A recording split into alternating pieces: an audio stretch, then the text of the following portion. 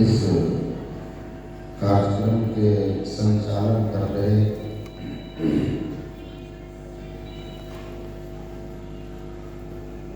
हमारे परम आत्मीय बड़े मधुर और सरल स्वभाव के विद्वान महात्मा स्वामी विद्यानंद जी महाराज तथा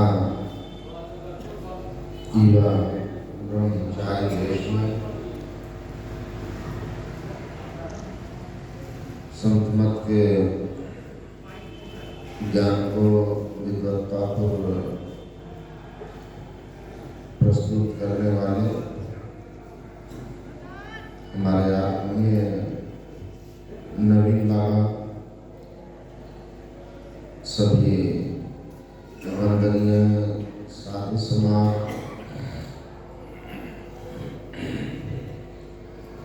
इस कार्यक्रम को प्रत्येक वर्ष आयोजित करने वाले भागलपुर नगर समिति के सभी माननीय पदाधिकारी एवं सदस्य, परम आदरणीय सत्संग प्रेमी महानुभाव, धर्मानुरागिनी माताओं एवं धर्मशीला बहनों,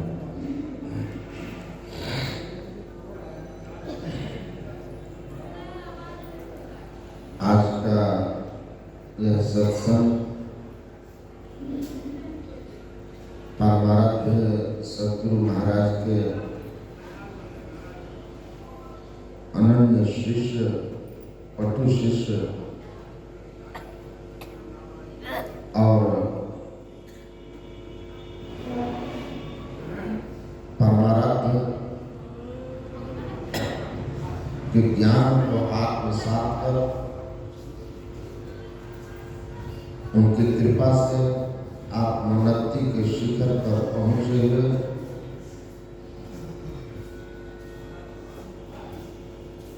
पूज्यपाद ब्रह्मलीन महर्षि संत सेवी परमहंस जी महाराज के 104वीं जयंती के उपलक्ष्य में आयोजित है और हम लोगों ने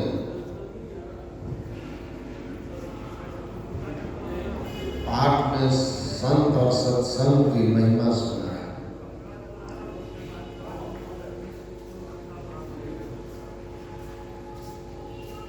मैं उनके श्री चरणों में नमन करता हूँ और प्रार्थना भी कि हम सब पर उनकी कृपा बनी रहे।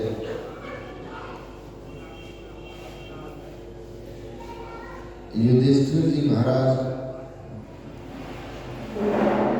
और यक्ष संवाद में युधिष्ठिर जी महाराज ने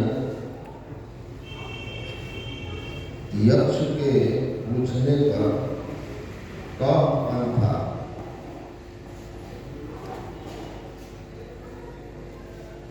हम मनुष्यों के लिए कौन सा मार्ग अनुकरणीय है?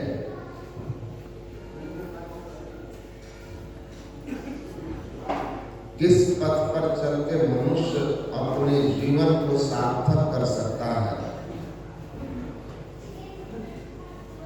किस पथ पर चलकर हम दुख से छूट सकते हैं, मोक्ष पा सकते हैं? हमारे मानव जीवन का सही मार्ग क्या होगा, सही राह क्या होगा जिस पर हमें चलना चाहिए?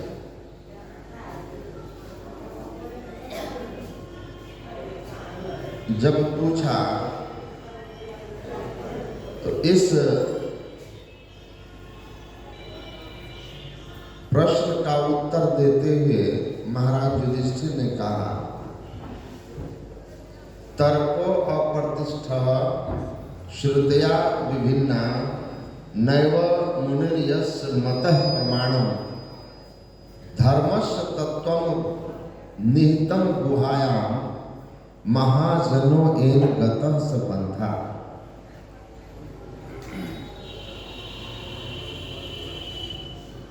महाराज युधिष्ठिर ने कहा, हे यक्ष,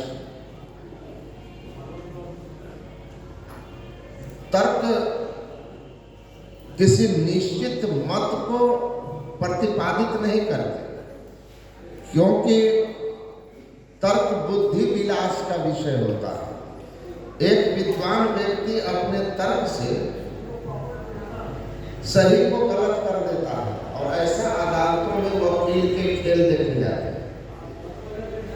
उससे सत्य असत्य नहीं हो जाता।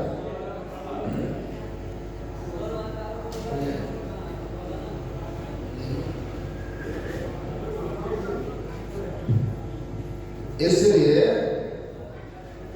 राम अतर्क बुद्धिमान वाणी मत हमारा सुनो हमारी। भगवान शिव ने कहा, हे पार्वती,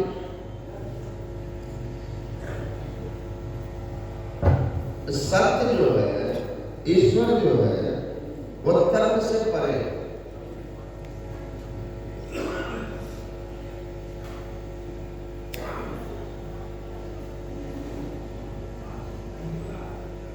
बहुत से दुनिया में धर्म ग्रंथ हैं और बहुत से दार्शनिक हैं। मुनि कहते हैं जो दार्शनिक होते हैं, जो किसी बात को मनन करके चिंतन करके निष्कर्ष निकालते हैं। और चिंतन जो है वो बुद्धि के स्तर पर होता है और सत्य जो है, बुद्धि बहुत छोटी है, सत्य बहुत बड़ा। कन्फ्यूशियस और लाओत्से चीन में दो बड़े महान दार्शनिक हुए। जब भारत में भगवान बुद्ध और महावीर, जैसे अपने समय में बुद्ध और महावीर इस देश में महिमा और गौरव पा रहे थे, चीन में कन्फ्यूशियस और लाओत्से पा रहे थे। कल स्मरण हुआ है, माननीय सरसंघ चालक मोहन भागवत जी पधारे थे कृपा से। साधु समाज से भी उनकी बहुत आध्यात्मिक चर्चाएं हुई। उसके बाद कार्यक्रम के समापन जब हुआ साधु समाज के साथ, तो उन्होंने मुझे अपने कमरे में साथ चलने के लिए कहा। फिर मैं उनके कमरे में गया। उन्होंने कहा, बाकी लोग वहां से हट गए, मैं और वो 20 मिनट तक लगभग था। कुशल क्षेम पूछे, कुछ बातें ऐसी भी हुई जो हंसी विनोद की। उसके बाद उन्होंने एक बात कही एकदम दिल को छूने वाली, कि भगवान बुद्ध ने जिस तरह से जन जन के बीच जाकर के अध्यात्म का प्रचार किया था, लोगों को जगाया था, कठिन साधना करके पहले अनुभव किया था, फिर कष्ट सहकर लोगों के बीच गए, सामान्य लोगों के बीच गए, अंतिम पायदान के लोगों के बीच गए और जाकर के अध्यात्म को पहुंचाया। जो ग्रंथ में बंद ज्ञान था उसको पब्लिक के बीच ले गए। कालांतर में अवश्य ही कुछ विकृति आने से नास्तिकता आ गई। उसी तरह मैं महर्षि में ही परमहंस जी महाराज को देखता। बहुत कठिन साधना किए, अनुभव किया और उसके बाद अंतिम पंक्ति के लोगों के बीच अध्यात्म ज्ञान ले गए, जहां दूसरे लोग जाते ऐसे भी नहीं। तो ये बहुत बड़ी बात कही और मुझे बड़ा गौरव हुआ सद्गुरु महाराज के संबंध में। ऐसी जब कोई व्यक्ति आप कहता है, इतने बड़े लोग कहते हैं जिनका संतमत से सत्संग नहीं है, लेकिन उनको लगता है कि कैसी संस्था है, कि जमीन पर काम करने वाली यह संस्था है। ये मीडिया में नहीं है। कहा आप लोग मीडिया में नहीं, छोटी छोटी संस्थाओं को सारे लोग जानते हैं, पर वे जमीन में नहीं है, मीडिया में है। आपकी संस्था मीडिया में नहीं है, जमीन में है। तो मुझे मेरी स्वाभाविक अभिव्यक्ति होती है, उस तस्वीर में देखेंगे आप, वो कितना खिलखिला के हंसे हैं। मैंने कहा कि मेरे गुरु महाराज मीडिया मेड नहीं, गुफा मेड संत हैं, इसलिए ग्रास रूट पर हैं। श्री सद्गुरु महाराज तो खूब हंसे। तो मैं कह रहा था कि एक संत लाओत्से और कन्फ्यूशियस चीन में थे। लाओत्से के जीवनी है ये। एक बड़ा ही युवा वैरागी, विद्वान, पढ़ा लिखा, शास्त्र मर्मज्ञ, समुद्र तट पर एक झोपड़ी बना करके और रात दिन ब्रह्म चिंतन में लगा हुआ। ध्यान दीजिएगा, ईश्वर के ध्यान साधना में नहीं, चिंतन में। और जो लोग उनके पास जाते उनसे ब्रह्म की चर्चा करता था और कहता मैं सदैव अपने मन को ब्रह्म के चिंतन में लगा के रखता, ग्रंथों में ब्रह्म के स्वरूप का चिंतन करता रहा। लाओत्से को लगा कि आदमी संस्कारी है, जन्मों के संस्कार हैं, लेकिन गुरु नहीं है, सही मार्ग नहीं है, इसलिए यह अपने बुद्धि के बल पर, विद्वत्ता के बल पर सत्य को जानना चाहता है। असत्य क्या है?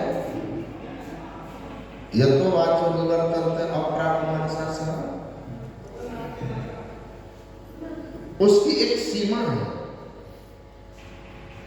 बुद्धि और चिंतन की ईश्वर के प्राप्ति में महिमा है, लेकिन वह ईश्वर तक नहीं पहुंचाता। यह प्रारंभिक कदम है जिसे हम लोग बुद्धि योग कहते हैं। श्रवण के बाद मनन जिसको कहते हैं ना, सत्संग सुन लिया और सुनने के बाद जो चिंतन हुआ। ज्ञान की 4 अवस्थाएं हैं, श्रवण, मनन, निधिध्यासन और तब अनुभूति। तो यह मनन का स्तर है। रास्ते में ही अटका हुआ है और इसी को अंतिम सवारी मान रहा है लक्ष्य तक पहुंचाने का। वहां गए, उन्होंने क्या किया, एक छोटा सा गड्ढा बनाया और दोनों अंजुली से समुद्र का जल भर भर के उस बालू में डालने लगे, गड्ढे में डालने लगे। अब गड्ढे में बालू का गड्ढा था तो पानी डाले तो वो सोख ले। 2-3 घंटे तक वो अंजुली में पानी लाते और उस गड्ढे में डालते।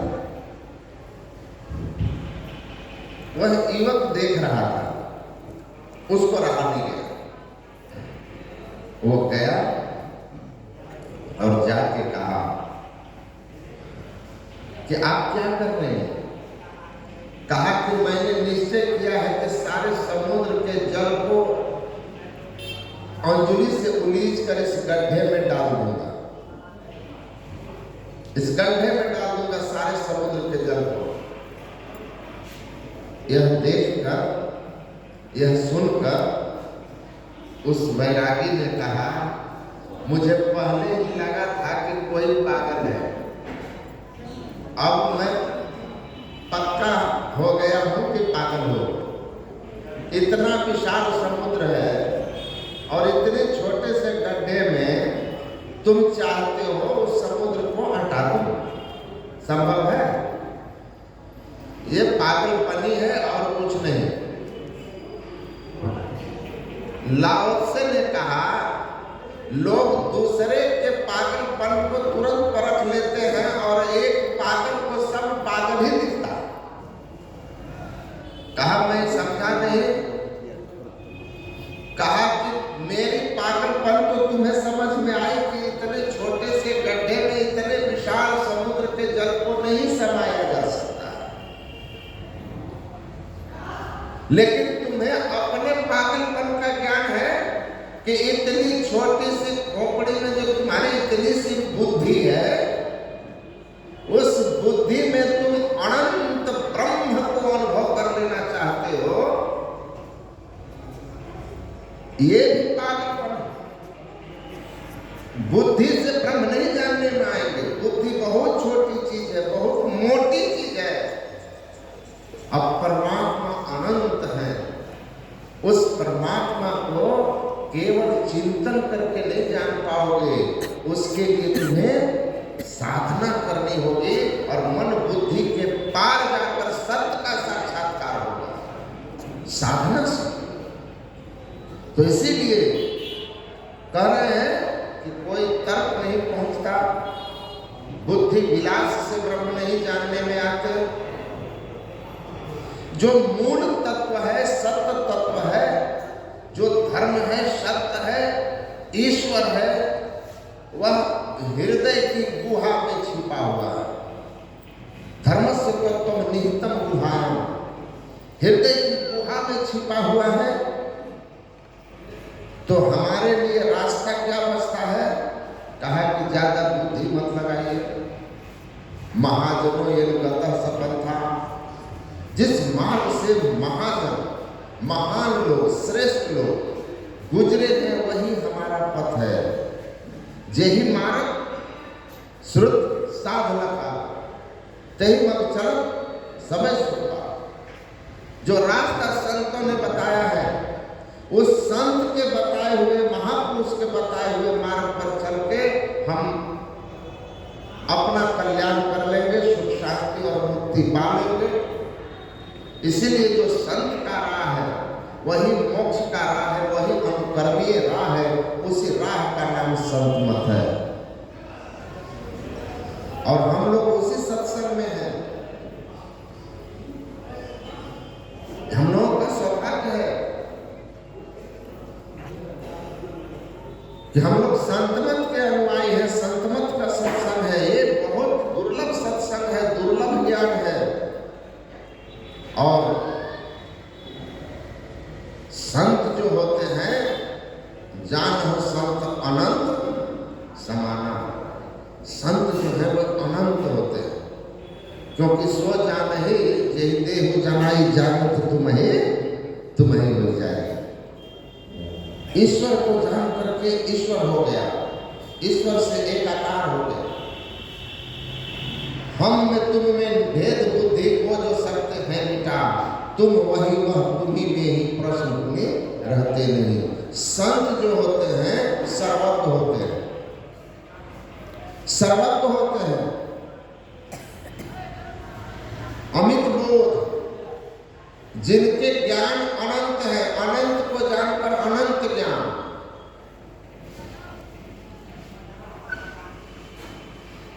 और जिनकी हम जयंती मना रहे हैं वो ऐसे ही संत के मस्तिष्क। तो जो मस्तिष्क है वो कैसे होंगे? अनंत, अनंत ज्ञान। पूज्यपाद महर्षि संतसेवी परमहंस महाराज अस्वस्थ थे, डॉक्टर एक आए, उनका इलाज किया, कई दिन हो गए बुखार नहीं उतर रहा। दूसरा वैद्य आया, परमाराध्य सदगुरु महाराज ने ये लिखा हुआ है संस्मरण। परमाराध्य सदगुरु महाराज ने बड़े ही रुआंसे स्वर से कहा डॉक्टर से कि ये हमारे मस्तिष्क हैं, इनके बिना मेरा काम नहीं चलेगा, इनको शीघ्र ठीक कर दीजिए। वैद्य ने कहा महाराज मैं दवा दे रहा हूं, आप आशीर्वाद दे दें तो दवा तुरंत काम कर जाएगी, नहीं तो समय लगेगा। अब गुरु महाराज ने कहा मेरा आशीर्वाद है, आप दवा दीजिए। और संस्मरण में लिखा हुआ है कि एक ही खुराक के बाद पूज्यपाद एकदम ठीक हो गए।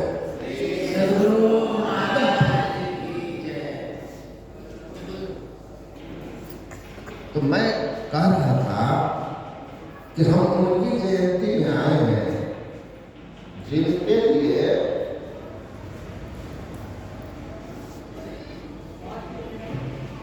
गुरु महाराज कहते हैं मेरे मस्तिष्क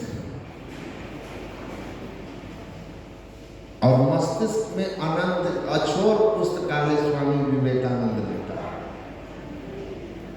और ऋषिकेश में इनके प्रवचन को सुनकर डॉक्टर श्याम सुंदर शास्त्री,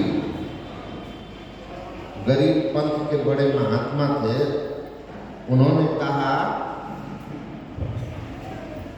कि ये चलते फिरते हुए पुस्तकालय है, चलता फिरता पुस्तकालय। यह जो ज्ञान है ना, ये बाहर की चीज नहीं है, ज्ञान अपने अंदर में है। और संत जो होते हैं अंदर में डुबकी लगाते हैं। कबीर काया समुद्र है अंत न पावे कोई, मृतक होके जो रहे मानिक पर के सोए, मैं मर जीवा समुद्र का डुबकी मारी, एक मुट्ठी लाया ज्ञान का जामे वस्तु अनेक। तो संत अपने अंदर में डुबकी लगाते हैं और संतत्व की प्राप्ति होती है। तो हमारे पूज्यपाद जो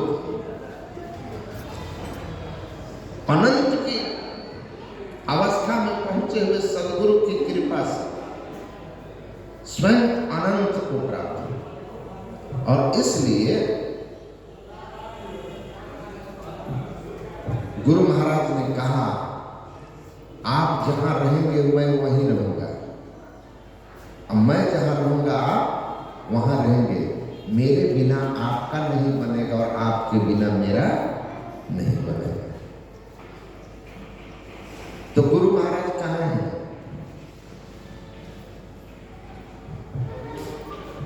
सदगुरु महाराज कहाँ हैं? संत कहाँ होते? मोक्ष पद में ईश्वर में जो मिल गया वो कहाँ है? जहां जहां ईश्वर है वहां वहां संत है। इसीलिए ऐसे दिव्य महान महापुरुष संत जिन्होंने गुरु महाराज की त्रुटि विहीन वर्षों सेवा की, साहित्य की सेवा की और गुरु महाराज के ज्ञान को उनकी कृपा से अनुभव करके अपना परम कल्याण बना करके संतमत को उन्होंने बड़ी ऊंचाई दी, बड़ी ऊंचाई दी। उन क्षेत्रों में ले गए जहां संतमत नहीं था, तो उनकी महिमा हम लोग सुनते रहेंगे। ये जो हमारा जीवन है, महापुरुषों का जो हम जयंती मनाते हैं, ये महाजनों ये पता सब बन था, उस किस कौन से पथ से चलकर वे महापुरुष हुए, उस बात को हम जाने और उस पथ पर हम चलकर के स्वयं अपना भला करें। जयंती का यही उद्देश्य है। अपनी श्रद्धा व्यक्त करना तो है ही, लेकिन मूल उद्देश्य है कि हम उस पथ को जाने और उस पर चल के हम भी अपना कल्याण करें। तो उसकी पहली जो सीढ़ी है ना, कल्याण ईश्वर में है, शांति ईश्वर में है, मुक्ति ईश्वर प्राप्ति में है और जीवन का लक्ष्य ईश्वर पाना है। तो उस ईश्वर तक जाने की जो पहली सीढ़ी है ना, वह सत्संग है, साधु संग है। संशय शमन दमन दुख सुख निधान भरिए। सारे संशयों का नाश कब होता? परमात्मा की प्राप्ति में। भिद्यते हृदय ग्रंथि छिद्यन्ते सर्व संशया। जब हृदय की अज्ञान ग्रंथि का नाश होता है, जड़ चेतन की ग्रंथि पड़ गई। जड़ और चेतन की जो ग्रंथि पड़ी हुई है, स्थूल सूक्ष्म कारण महाकारण, ये चार जड़ और चेतन आत्मा, इनका जो संयोग है, इस संयोग सारे दुख का कारण है। जान लीजिए, पुरुषो प्रकृतिस्थो ही भुंक्ते प्रकृति जान गुना कारण गुण संगस्यो सद सदयोनि जन्मसु। भगवान श्री कृष्ण कहते हैं, परमात्मा का अंश जो अक्षर पुरुष शरीर में जीव कहलाता है, वह प्रकृति के जब संग होता है, त्रिगुणात्मिका प्रकृति, सतोगुण रजोगुण तमोगुण, इन तीन गुणों के संग हो जाता है जो अंश, वह प्रकृति के गुणों को भोगने लगता है। उत्पन्न होना, टिकना और मिटना।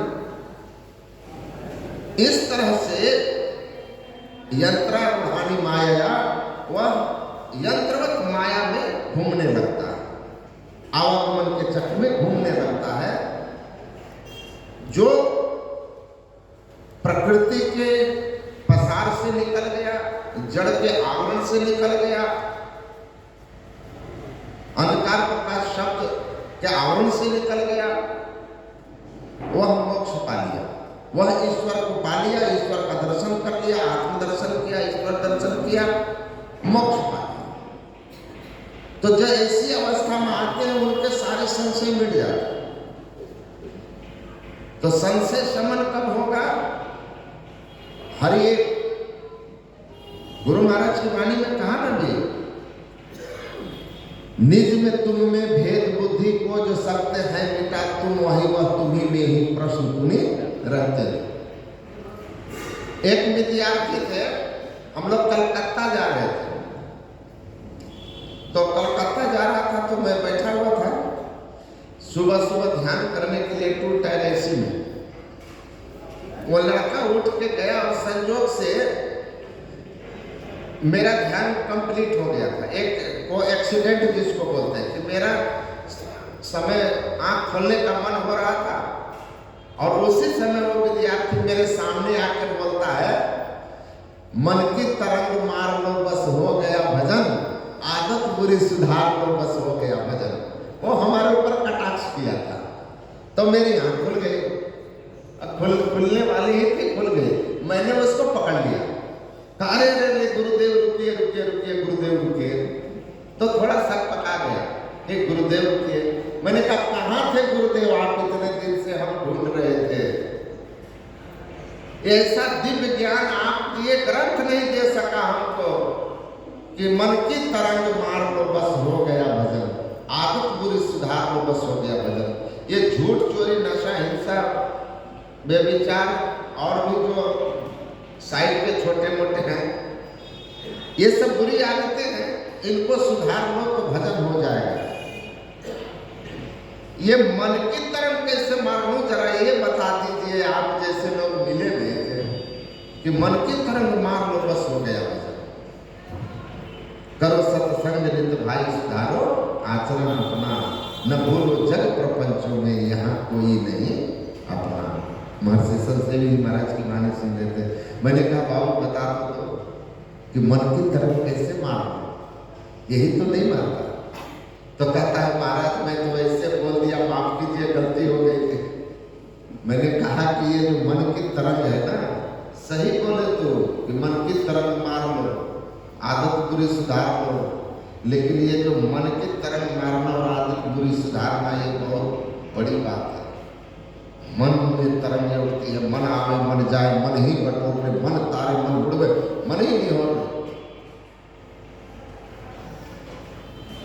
तो प्रश्न पुनि रहते नहीं।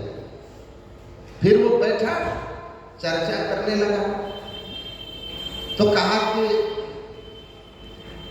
बातें होने लगी ईश्वर के संबंध में। बोला हमको तो भगवान में विश्वास नहीं।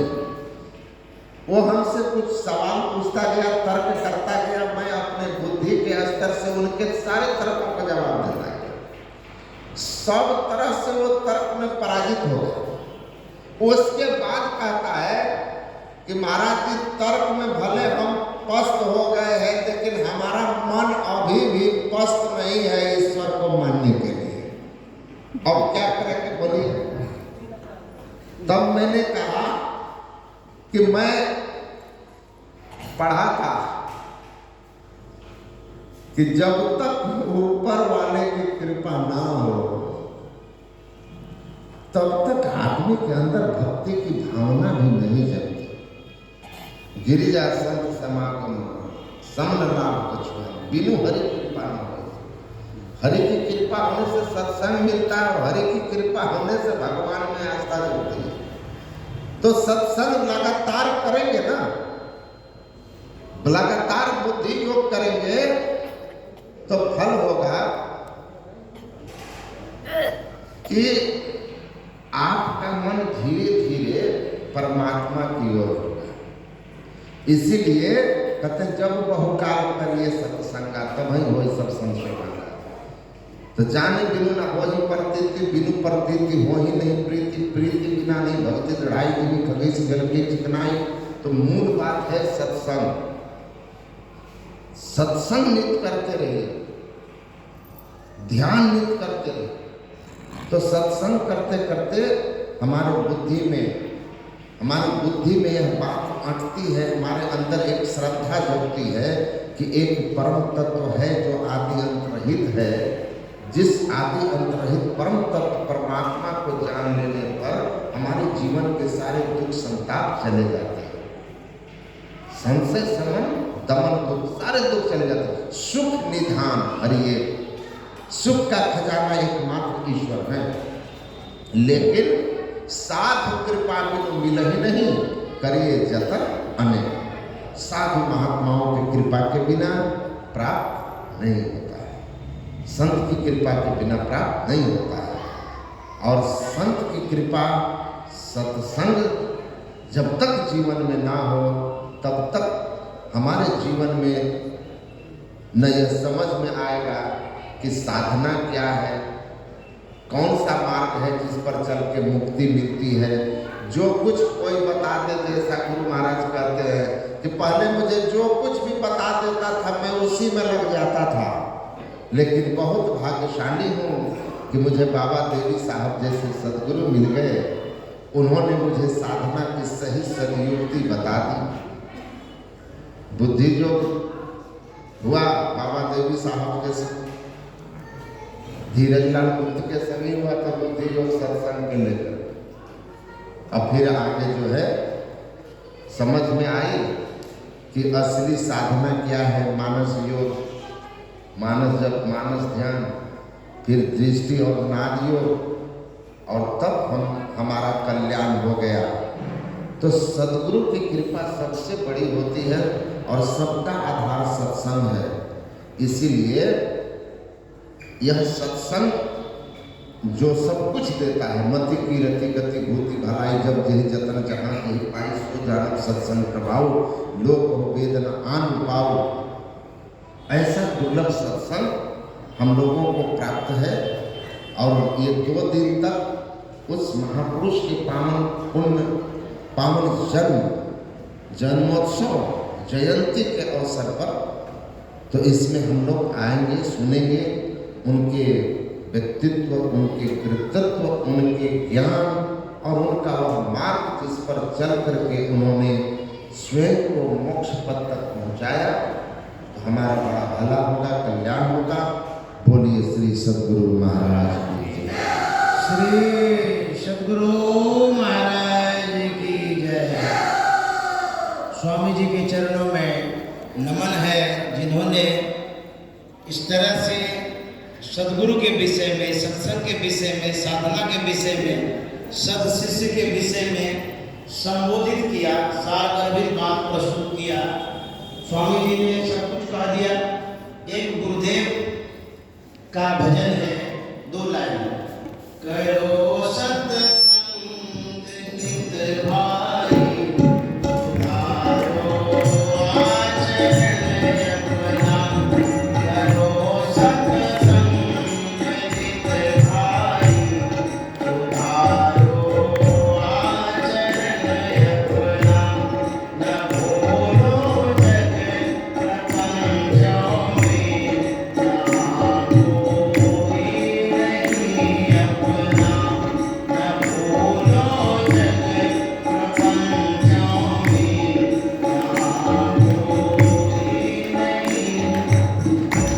श्री सद्गुरु महाराज की जय। हमारे गुरुदेव जब बाल अवस्था में थे, उनके संस्कारों को भी देखा गया। महर्षि सतसेवी परमानंद जी महाराज जब कुछ बड़े हुए, वो हनुमान जी की पूजा करते थे, हनुमान जी की उपासना करते थे, और हनुमान चालीसा उन्हें कंठाग्र था। और ऐसा भी पढ़ने को मिला, वो शिव की भी उपासना करते थे, जो मधेपुरा जिला स्थित सिंहेश्वर स्थान है, प्रसिद्ध स्थान है। वहां जाकर के यदा कदा जलाभिषेक करते थे। तो परिवार का संस्कार, माता पिता का संस्कार और निज संस्कार, इन संस्कारों के कारण ये सगुण भक्ति भी करते थे, हनुमान जी की पूजा करते थे, शिव जी की पूजा करते थे। और इनके घर परिवार में जो इनके बड़े भाई थे, चाचा थे, वो गुरु महाराज से जुड़े हुए थे। तो गुरु महाराज के इस गान को गाते थे, और वो लोग भजन कीर्तन में जब जाते थे, तो महर्षि सतसेवी परमानंद जी महाराज को साथ ले जाते थे। ये जब गाते थे, इनका स्वर बड़ा मीठा था, बड़ा मधुर था, लोग बड़े प्रसन्न होते थे सुन करके। तो बालावस्था से ही ऐसा संस्कार था, अध्यात्म था। ये आगे बढ़ते गए। मैं अब आगे डॉक्टर स्वामी विवेकानंद जी महाराज के पास आता हूँ। उनसे निवेदन है कि वो गुरुदेव के विषय में संस्मरण और सत्संग के विषय में प्रवचन प्रस्तुत करेंगे। यदि मेरे बातों पर ध्यान देते रहेंगे, मैं गुरुदेव महर्षि सतसेवी परमानंद जी महाराज के पूरे जीवन चरित्र को जितना समय मिलेगा उतने समय में बता दूंगा। तो ध्यान दीजिएगा जब जब मैं बोलूंगा। यहाँ तक छोड़ता हूँ। अब स्वामी वो कहें इनके विषय में ये भौतिक विद्या के विशेष ज्ञाता हैं और महर्षि संत सेवीपरानंद जी महाराज के सानिध्य में भी रहे हैं। उन पर इन्होंने शोध भी किया है और संत मत के विशेष प्रचारक भी हैं। अब उनसे ही सुनते हैं। श्री सद्गुरु